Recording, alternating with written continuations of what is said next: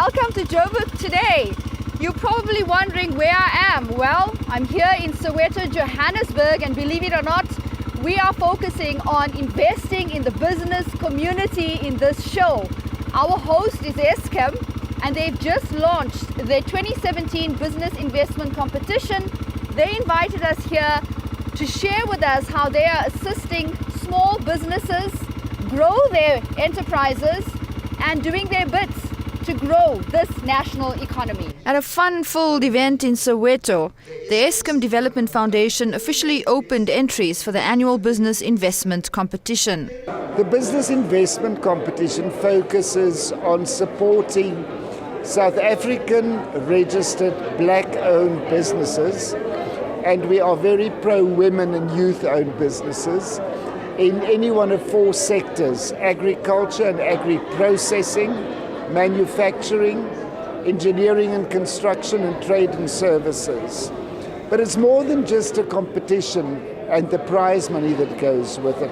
Why did you choose those particular sectors of interest? Well, if one looks at the sectors that grow the economy, these are the sectors. Eskom is not in the business of mining, it's not our domain.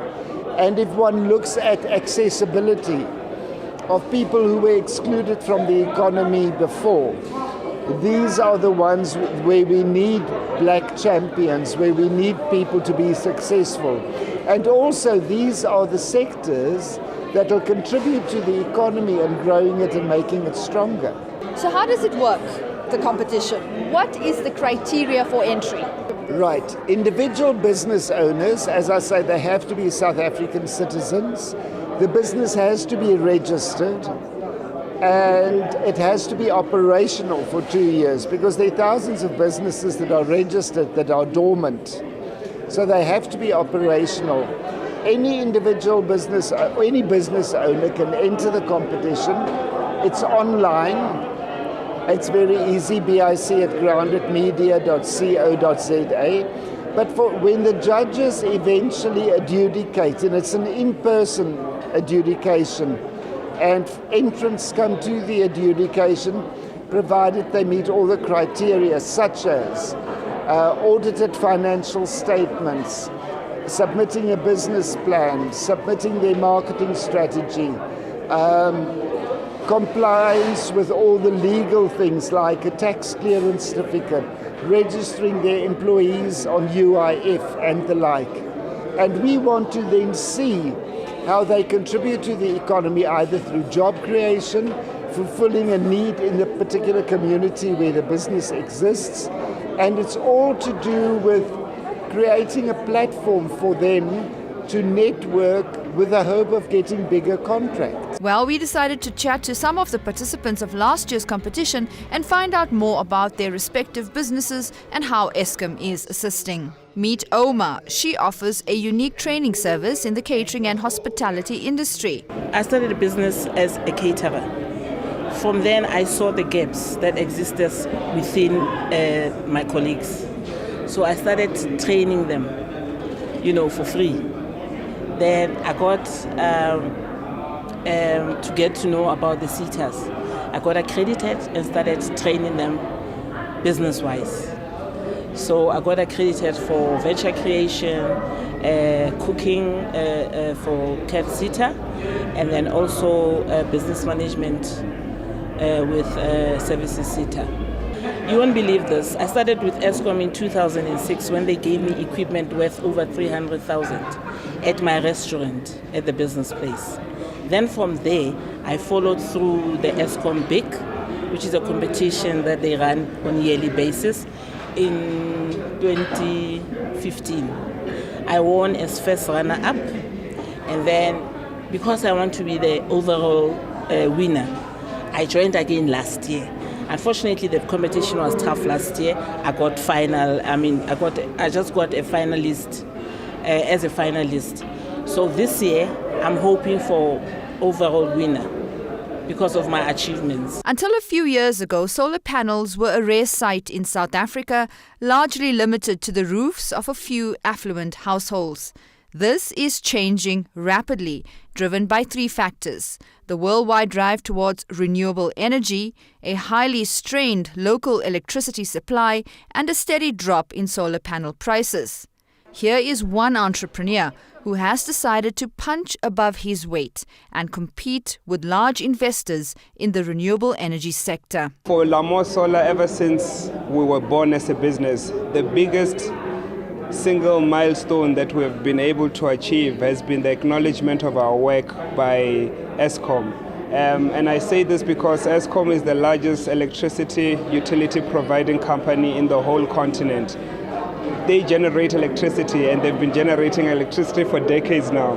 But late last year, they acknowledged the little bit of work that we're doing, the little bit of contribution that we're doing towards generating electricity through a cleaner means or a cleaner way, whilst increasing access to electricity in rural parts of South Africa. So to us, more than the prize money that we were awarded when we got the award, we were extremely delighted that our work was acknowledged by a giant such as Eskom.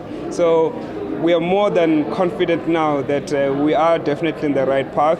And we need to work harder together and see what more opportunities and possibilities are out there to power up Africa. The journey in the competition last year was fantastic. It was made up of a series of programs that were tailored to various aspects of a business. So for example, we had a seminar that was solely tailored for taxation, small business taxation, which provided small businesses with the opportunity of understanding what tax is and how to pay for tax and how to account for every transaction. But also there was seminars tailored specifically for marketing. How do you size down a market and drill it down to the typical client that you are trying to source as a business? Without sourcing of sales, you don't have a business, and without identifying a target market, it becomes extremely hard or challenging to sell anything to just everybody.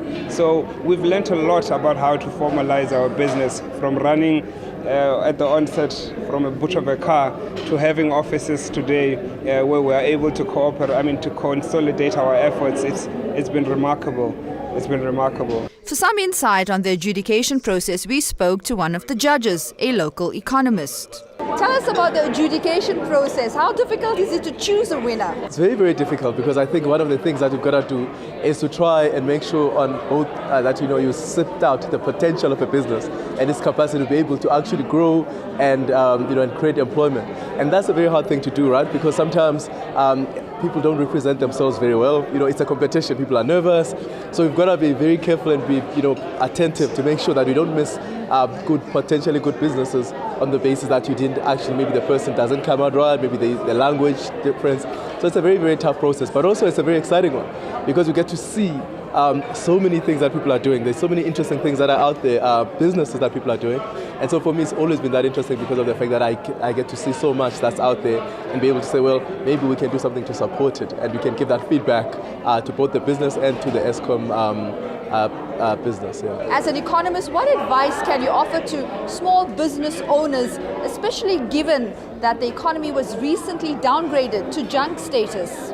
On the basis that the downgrade affects our ability to actually raise funding, because the big thing that people complain about is funding. They say we can't raise funding. A downgrade says, well, as a country, our banks are not able to access, especially international funding. And that's a terrible thing, given that we know that small businesses are already struggling to find funding for their businesses. So this is where it hits hard the most. Funding is going to be difficult and also very expensive. We know already that businesses are very pushed for profits. And so if your cost of funding or your interest that you pay is also increasing, it means that your profit is going to be much lower. So those are the kinds of things I think that we should be careful about. Starting your own business requires a little bit of courage, a lot of hard work. It's about taking a leap of faith, very much like bungee jumping, which some of the small business owners were brave enough to do. Like us on Facebook, joburgtoday.tv, and follow us on Twitter @joburgtoday.